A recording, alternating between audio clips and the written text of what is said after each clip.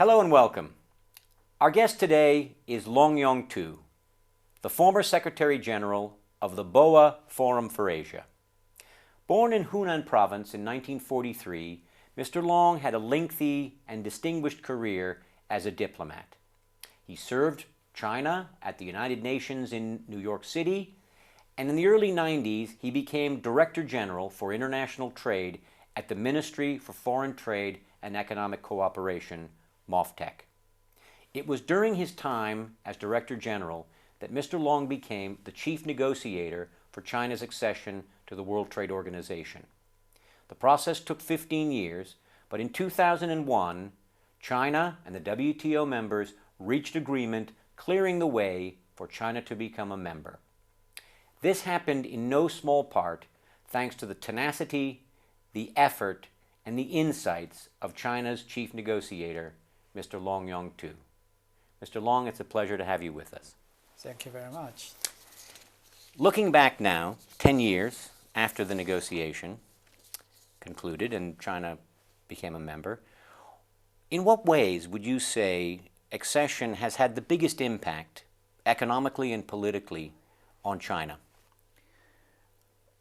Of course, economically, if you see all these facts and the figures, it's very impressive.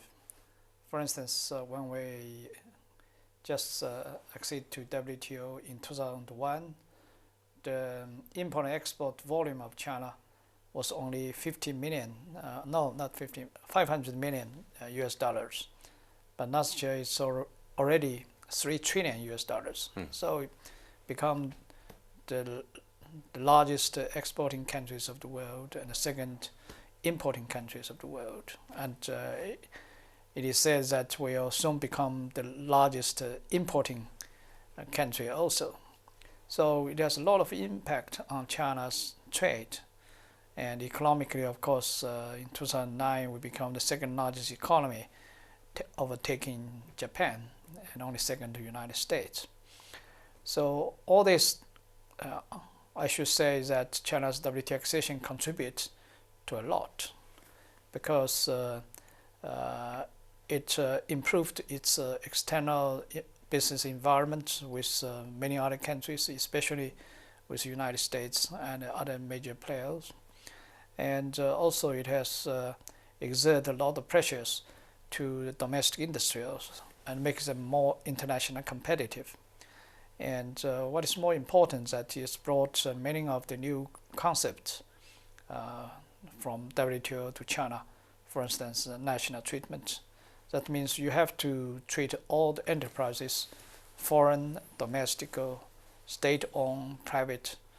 I think that's very important because that's a basic starting point for any market economy, that you should make all the enterprises to compete on the same footing, and that can ensure the fair competition. And for instance, another important concept from China, from WTO to China, is transparency. And by transparency, it means that you have to have a fair business environment. And as you know, in China, we did not believe transparency. And there was an old Chinese saying that if you have too clean water, there would be no fish. That means that if you want to catch fish, you have to fish in the troubled water. And that was kind of old mentality of the business environment. But the transparency from WTO has changed this business practice fundamentally. I think that's very important for China, not only economically, but also politically. During the course of these 15 years of negotiations, there were many highs and lows.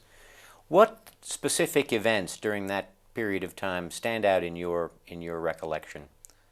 I think that's what happened in 1999 when we had the toughest negotiation with the United States. United States has for a long time been our major negotiation partners, given the size of the U.S. economy and its concern with many of the trade issues in China.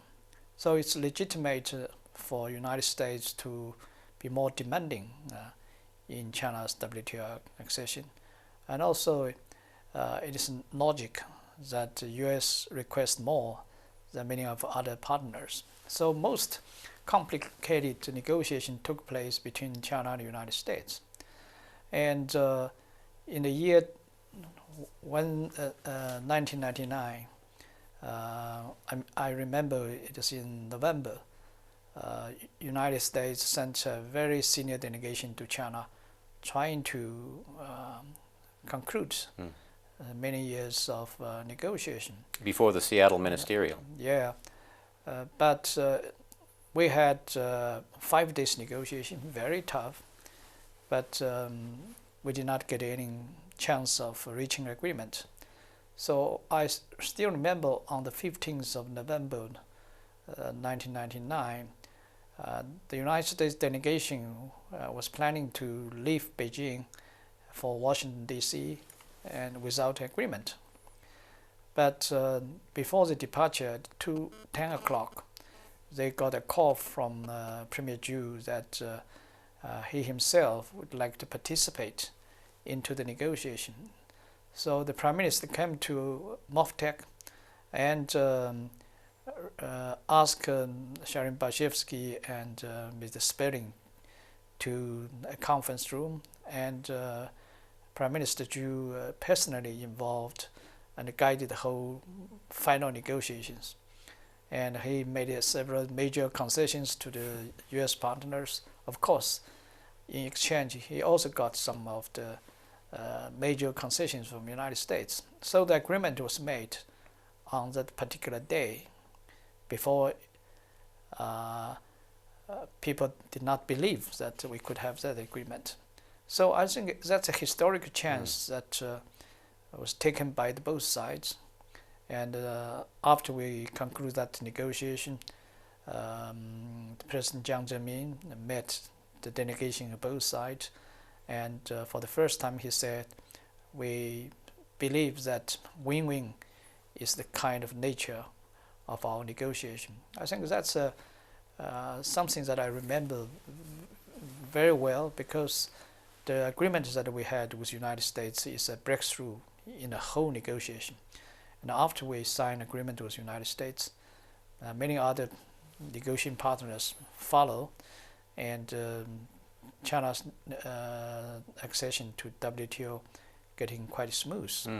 And also that negotiation with the United States is important in the sense that Clinton administration delivered his promise that they will work on the U.S. Congress to amend the Jackson Valley Clause.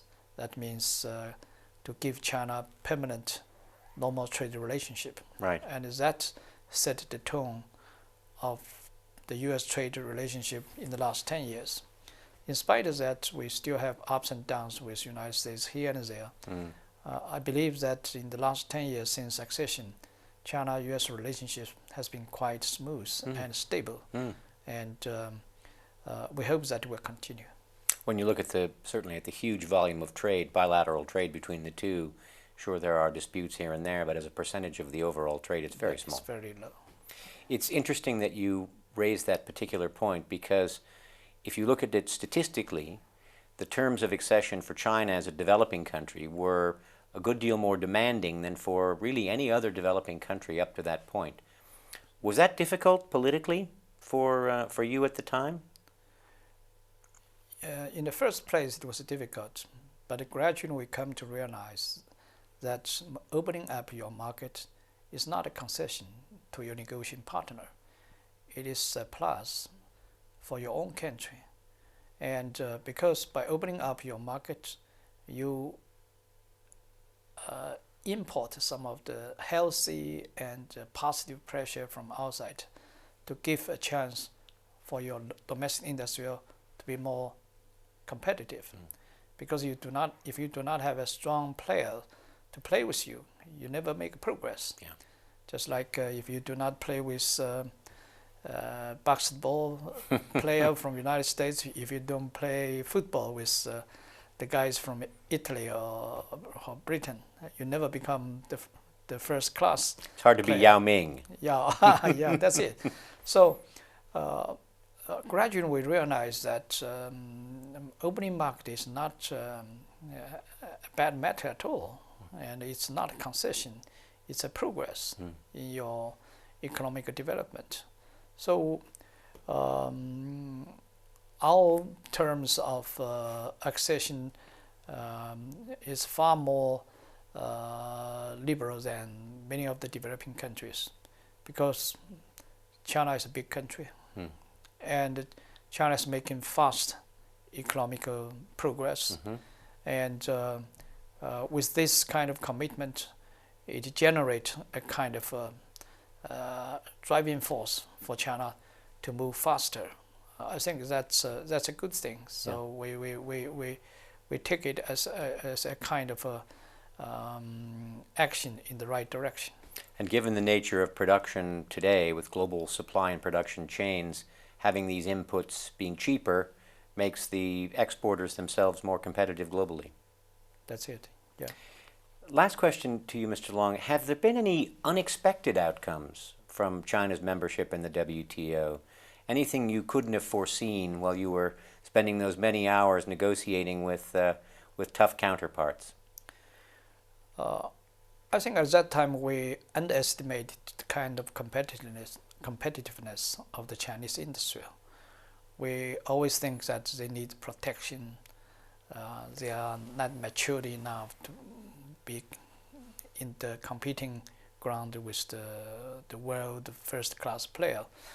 As a matter of fact, you have to force them to go to the real match, just like you have to go to Olympic to play with the best players all over the world. Then you become Olympic medalist.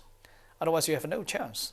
So we have taken China's WTO accession as a kind of exercise that we sent our player to the Olympic to compete with the world, especially with the best players from the sport powers.